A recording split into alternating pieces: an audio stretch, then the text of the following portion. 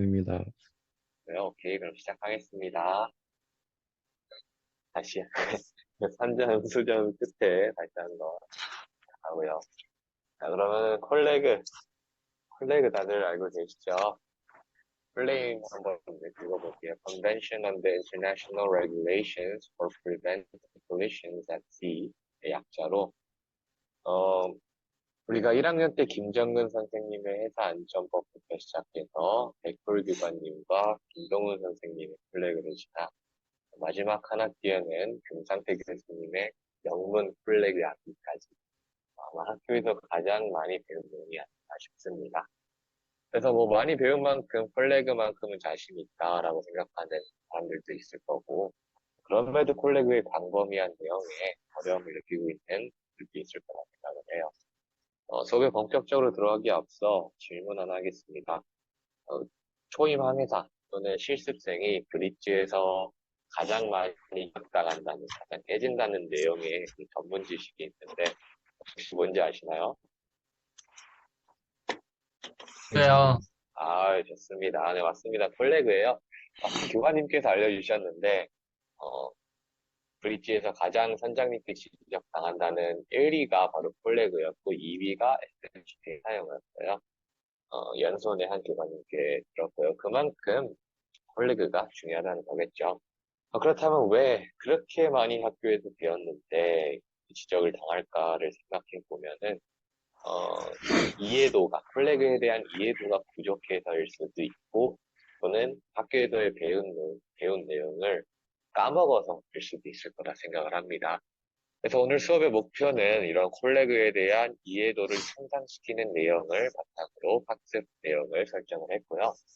이런 콜레그에 대한 중요성을 인지할 수 있고 다시 한번 콜레그를 리마인드 할 수 있음을 목표로 오늘 수업을 준비했습니다. 자, 그래서 오늘 수업의 절차입니다. 사실 콜레그의 전체적인 부분을 다 다루려면은 시간이 너무도 많이 소비되고 효율도 떨어질 것 같습니다. 그래서 콜레그를 이해하기 위한 중요한 핵심 포인트 위주로 요약 설명을 할 예정이고요. 과제를 부여함으로써 이해도를 높일 예정입니다. 또 마지막으로 선장님 께서 공개해 주신 그 PPT 자료, 플래그 PPT 자료가 있는데 그 PPT 자료로 자기주도 학습을 진행하면서 함을 통해서 완벽한 이해와 암기를 하는 것으로 적극적으로 진행합니다. 오늘 수업의 절차 스텝 1 수업에 적극적으로 참여하시고 수업에 집중하고 적극적으로 대답하면서 주어진 필기에 성실히 진행해 주셔야 하고요. 배운 내용을 한 번만 복습해 주십시오. 복습을 하고 안 하고의 차이는 큰 거 다들 느끼시길 바랍니다. 그리고 주어진 과제를 성실히 임함으로써 이해도를 높일 수 있을 거라고 생각하고요. 마지막으로 선장님 플래그 PPT 자료를 최소 3번 이상 학습을 하는 것을 적극적으로 권장합니다. 오늘 정말 중요한 콜레그인데, 콜레그를 이해하기 위한 자료나 과제나 준비, 뭐 수업이나 다 준비는 끝났습니다. 이제 여러분들의 노력과 열정만 있으면 충분히 능력 있는 사관이 될 수 있을 거라 확신합니다. 그래서 오늘 수업을 통해서 꼭 인정받는 그런 실습생, 조임상에다가 해봅시다. 자, 한법의 대원칙입니다. 고려대학교 로스쿨 김인일 교수님 강의를 통해서 배우게 된 내용인데, 활용을 하고 해보고자 합니다. 우연법칙인데요. 두 가지 의미가 있는데, 혹시, 뭐 생각나시는 게 있으실까요? 법의 대원칙.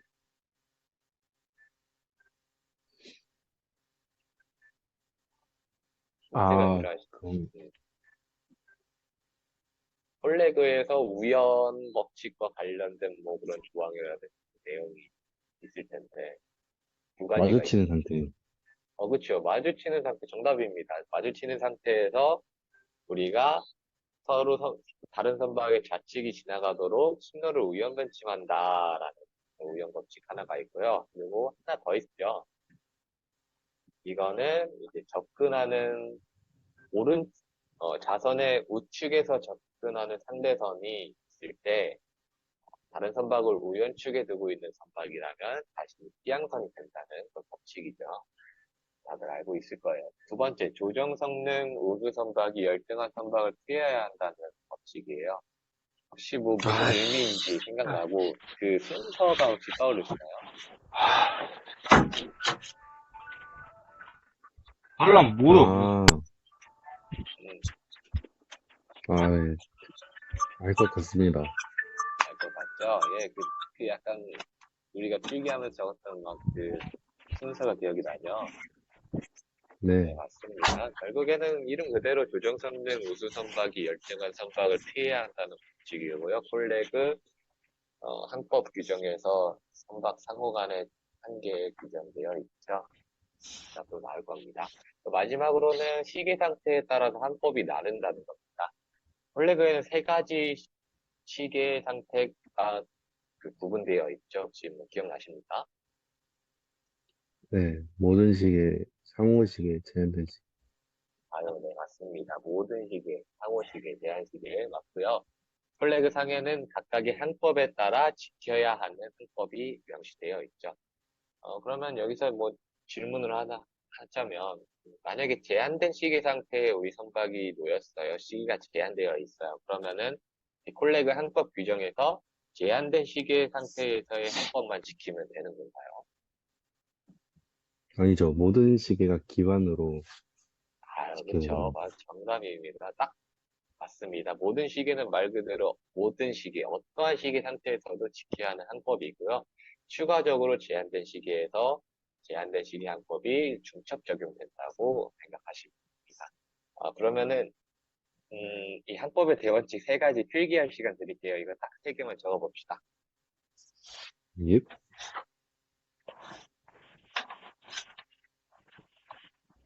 이거 지금 독화 시간 얼마나 나왔지, 원준?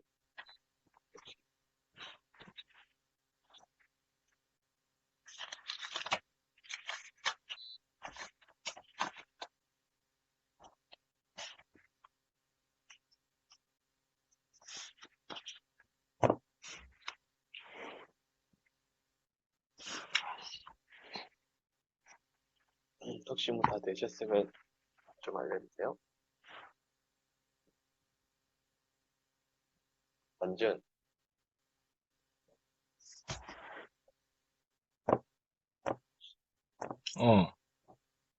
그 녹화 시간 얼마나 나왔 8분 37초.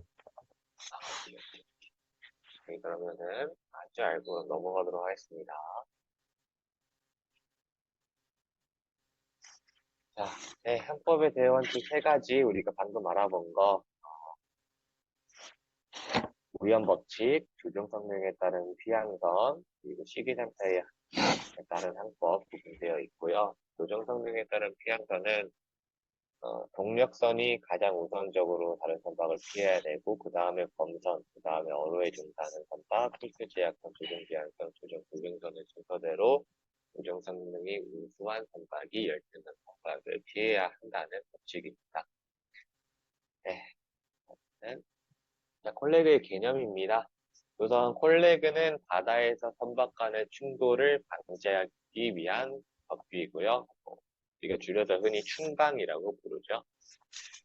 콜레그는 강행적으로 지켜져야 하는 법규입니다. 권고가 아니라 강행적으로 지켜져야 하는 법규이고요. 국제적 통일조약입니다. 아무래도 우리가 뭐 모로법, 그냥 항법 규정인데 서로 나라 간의 항법이 다른다고 하면은 우리 예를 들어서 마주친 상태에서 어느 나라에서는 자연어를 피하고 어느 나라에서는 우연어를 피하고 하면은 이게 또 굉장히 위험하지 않습니까? 그래서 국제적 통일조약이 필요한 거고요. 그 국제적 통일조약이 바로 콜렉입니다. 그리고 콜렉을 기반으로 각 나라는 지방 규칙을 제정할 수 있습니다. 우리나라의 경우에는 두 가지가 있는데 혹시 뭐 아시나요?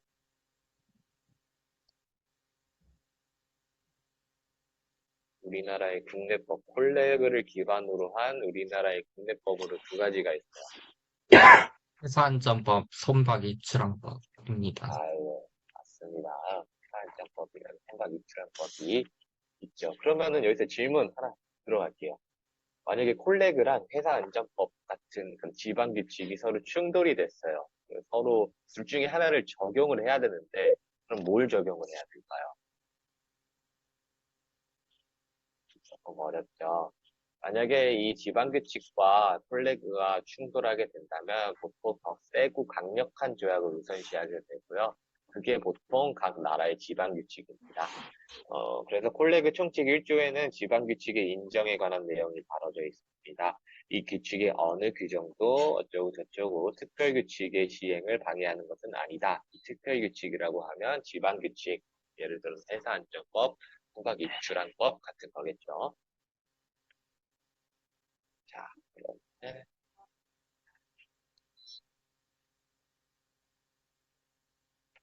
그러면은 콜레그와 지방 규칙과의 관계에 콜레그의 개념에 대해서 잠깐 필기를 하도록 하겠습니다. 얍. 그 지방 규칙과 콜레그 사이의 관계를 본인이 이해한 대로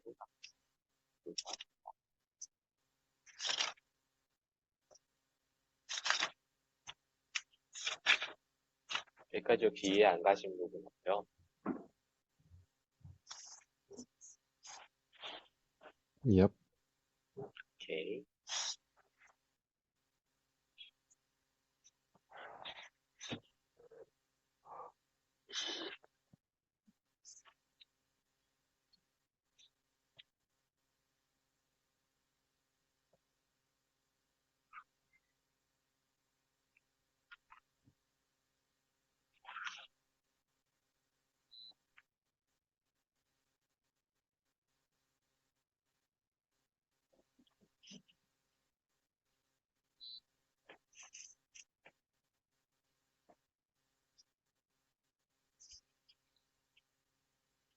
자, 혹시 다 되셨나요?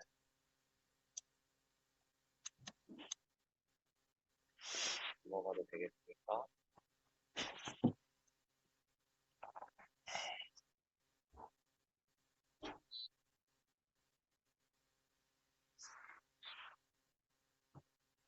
네, 다 적었나요? 카메라가 안 보여서 마이크를. 다 적었습니다. 네. 자, 그럼 다음으로 넘어가겠습니다. 일단 신동준 선생님 자료를 조금 진행했습니다. 오늘 수업은 콜레그의 개념과 총칙, 그리고 선언의 상무, 그리고 간단한 용어 정리를 제외하고는 파트 B를 집중적으로 다룰 겁니다. 파트 B 한법 규정을 다룰 거고요. 가장 많이 사용하는 그런 규정들이 파트 B에 담겨져 있죠. 네, 이런 식으로 정되어 있고요. 일단 첫 번째, 선언의 상무에 관해서만 간단히 일단 넘어가겠습니다. 선언의 상무라고 한다면 두 가지 기능을 합니다. 일단 결과부터 말해드리자면 첫 번째가 한법 규정의 확장 기능과 한법 규정의 예외 사항을 다루고 있습니다. 첫 번째, 한법 규정의 확장을 어떻게 이 선언의 상무가 하느냐를 살펴보면은 이렇게 써 있습니다. 이 규칙이 어느 규정도 이 규칙의 규정을 지키는 일에 태만 또는 선언의 상무로서 그 경우에 특정 상황에서 의해서 요구되는 주의 태만으로 인하여 생기는 결과에 의해서 수박교육자 또는 어쩌고 저쩌고의 책임을 면제하지 아니한다 라는 의무가 있는데요. 즉 이거는 무슨 말이냐면요. 법은 모든 상황을 다 포함하여 만들 수가 없다. 그러니까 우리가 이러한 한법 규정을 만들어 놨는데 더 예외적인 상황이 있을 수 있으니까 일반적으로 우리가 선언이라면 알고 있는 그런 지식과 경험을 바탕으로 결국에 한법 규정에 적용하지 않는 것도 제대로 이 일반적인 원칙에 의해서 하지 않는다면 책임을 묻는다. 즉 법은 모든 상황을 다 포함하여 만들 수 없으니까 최선의 노력을 다해라 라는 한법 규정의 확장 기능을 하고 있는 게 이 선언의 상무 A 규정이고요. 예를 들어서 우리가 우연 대 우연을 약속했어요. 원래 자연의 단위 원칙 한법 규정인데 우연 대 우연을 서로 약속을 했다면 일반적으로 우연 대 우연을 하는 게 맞기 때문에 우현대 의원 약속을 했는데 안 하고서 사고를 냈다면 선언의 상무 A 규정에 위반되어서 처벌을 받을 수 있다. 그런 내용이죠. 자, 두 번째입니다. 두 번째는 항법 규정의 예외 사항을 다룹니다. 그러니까 이 콜레그는 콜레그에는 다양한 항법 규정이 적용되어 있는데 이 항법 규정을 만약에 지키다가 충돌이 나면은 책임을 회피할 수 있을까요? 그렇지 않다라고 규정하는 게 바로 이 규정이에요. 만약에 절박한 위험이 있을 때는 규칙을 이탈해서라도 결국에는 충돌 방지를 하라는 그 내용이 선언의 상무 B에 규정되어 있고요. 결국에는 충돌을 피하기 위한 상법 규정을 이탈할 수 있는 그런 특별법, 특별 규정의 지위를 갖는 게 바로 이 선언의 상무 B 규정입니다. 또 이것도 김준 교수님의 강의에서 배운 내용인데요. 이 50%라는 숫자가 무슨 의미냐면요. 이제 선박 간의 충돌 사고, 뭐 사고가 발생했을 때, 판결, 뭐 해양간접심판원 같은 그런 판결장에서 50% 정도가 회심의 상법의 50% 정도가 선언의 상무를 적용을 한다고 해요. 그러니까 상법을 적용하는 게 아니라 당연히 선언으로서 이렇게 피했어야지 아니면 규칙을 이탈해서라도 이렇게 충돌을 하지 말았어야지라는 그런 조금 뭐랄까 포괄적인 내용이 들어가 있는 선언의 상무를 50% 가까이 이렇게 선언의 상무로 처벌한다 이런 식으로 잘못을 때린다는 겁니다. 그래서 김진영 교수님은 이거는 항법의 규정을 좀 불안정하게 한다 라고 하면서 이 숫자를 조금 줄이는 게 어떤가라는 생각을 좀 표현해 주셨는데요. 그래서 이 내용도 한번 또 언급해 보고 싶었습니다. 자, 그러면은, 간단하게 용어 정의 몇 가지만 하고 넘어가겠습니다. 우리가 헷갈릴 수 있는 용어 정의인데요. 일단 첫 번째, 어로에 종사하고 있는 선박. 이거 같은 경우에는 폴레그에 자주 나오는 용어인데, 어로에 종사하고 있는 선박인데, 그냥 모든 어선을 통틀어서 어로에 종사하고 있는 선박이 아니에요. 만약에 그냥 항행 중인 그 어선이 있다고 하면 이게 어로에 종사하고 있는 선박인가요? 네, 아니죠. 조정 성능을 제한하는 어로기구를 사용하여 어로하는 선박이 어로 종사하는 선박이라고 정할 수 있습니다. 즉, 조정 제한선이 아니라면 어로에 종사하는 선박이 아니라는 의미죠. 그래서 이게 또 왜 알고 있어야 되냐면 우리가 아까 선박 조정 성능이 열등한 선박이 그 피한다는 법칙이 있었는데 거기서도 적용이 되는 상법에 적용이 되는 부분이기 때문에 이런 용어 정의를 하는 것입니다. 두 번째로 항해 중이라고 한다면 모방, 앵커링 하지 않고 계류, 모어링 줄로 묶지 않고 좌초, 암초에 걸려 자초하지 않은 상태를 항해 중이라고 합니다. 그리고 상호시계, 제한시계, 모든 시계, 상호시계는 서로 다른 선박을 볼 수 있는 상태를 상호시계라고 하고요. 제한시계는 기상의 원인으로 시계가 제한되어 있는 상태를 제한시계라고 합니다. 통상 제한시계 같은 경우에는 이마일을 기준으로 시계 앞에 이마일까지가 보인다. 그러면 제한시계라고 해요. 이 상호시계냐 제한시계냐에 따라서 또 해심의 판결이 달리 나기 때문에 이 몇 마일에 보였는지, 즉 제한시계인지 상호시계를 구분하는 것도 굉장히 중요하다고 생각합니다. 모든 시계는 어떤 상식의 상태에서의 법 하죠. 자, 그러면은 넘어가겠습니다. 예, 그럼 잠깐 리프레시하고 할게요. 그러면은 마이크 한 번만 켜주세요. 우리 또 김상태 네. 교수님께서 암기 수업 하신 거 생각하면서 다 같이 한번 이거 말해봅시다. 마이크 켜고요. 목소리 크게 그리고 최대한 빠르게 교수님의 가르침 잊지 않고 자, 시작. Every Every vessel Every vessel shall vessel know has how to and proceed at proceed the at speed the needed so that speed she can needed take so proper that and she can effective take action to proper avoid and effective collision action and to to be avoid stopped collision within the distance be appropriate to the stopped prevailing distance appropriate circumstances and to the conditions. prevailing circumstances and conditions. 아, 좋습니다. 아유, 저장해가지고 따로 편집해서 교수님께 보내드려야 되겠어요. 자, 혹시 녹화 지금 몇 분 나오나요? 21분 정도 나옵니다. 21분 정도니까. 그러면 다음 다루는 것만 하고 그러면은 잠시 쉬는 시간 가질게요. 자, 오늘 일단 세 가지 항법 규정, 폴레그에서 항법 규정 파트 B 파트 4장부터 19절부터 이렇게 19장까지 다룰 건데요. 모든 시계, 상호 시계, 대한 시계에 대해서의 항법에 관해서 하나하나 깊게 들어가지는 않고요.